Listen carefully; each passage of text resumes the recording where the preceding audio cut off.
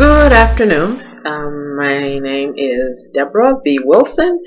It is Monday, the 8th of August, 2016, and the time is 1400 hours and 16 minutes. That's GMT minus 6. Today I'm going to do a very short recording about Daesh. And whether Daesh represents, the modality of Daesh or ISIS represents something inherently dysfunctional, aka violent, in Islam. I would argue that is not the case. I would argue that Daesh has done what many military operations, strategists, militarized groupings of people have done in the past and are doing now. And I would argue that it is not Islam, but it is the modality and performance of what is organized religion that Daesh has utilized. Spy master and strategist Harriet Tubman based much of her modality of the Underground Railroad by utilizing key components of what is organized religion. In the case of Harriet Tubman, she utilized Christian expressions of religiosity of enslaved African peoples in the United States of America. Groupthink.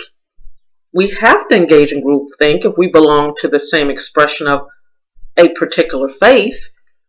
On some level, we share some thinking in common.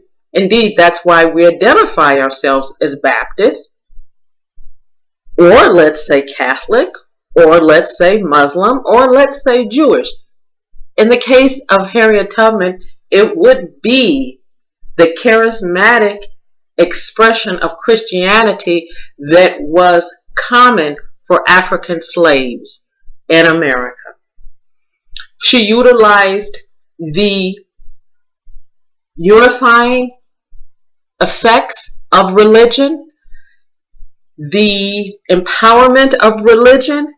We are greater than the sum is greater than our parts. Indeed, because God, the Creator, is amongst us. Rituals, strength in ritual behavior, singing, taking communion, tithing, giving what you have, rising above self in name of the common good, the practice of the faith. In addition, the strategist who was Harriet Tubman utilized the very lyrics of hymns sung by Africans who were enslaved to code messages for slaves fleeing the USA. She used churches. She used the loud, boisterous voices of an enslaved people to hide the sounds of people digging, moving through the underground tunnel. In more recent history, the Israeli Defense Forces. There is some religious diversity in the Israeli Defense Force, but the entire ethos of the Israeli Defense Force, the IDF, is the protection of the Jewish state, that is Israel. Throughout the IDF, if you look at their presence online and social media, it is a continual intertwining of the identity of and the branding of the IDF with Judaism. Service above self, unity amongst Jews, performance beyond perceived capabilities in the name of the Creator. Religion all organized religions have the opportunity to engage the masses, to empower the masses, to unify groupings of people. I would argue that Daesh or ISIS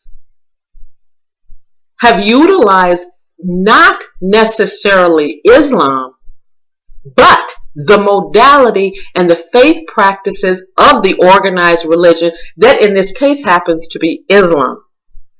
Daesh brands itself to recruit young Muslims. The modality of the faith practices of Islam, of any faith religion, have been utilized by Daesh. And not only their recruitment strategy, but their messaging to the global world. We are a group. We operate in a block. We are unified. It is the modality and the performance of an organized religion.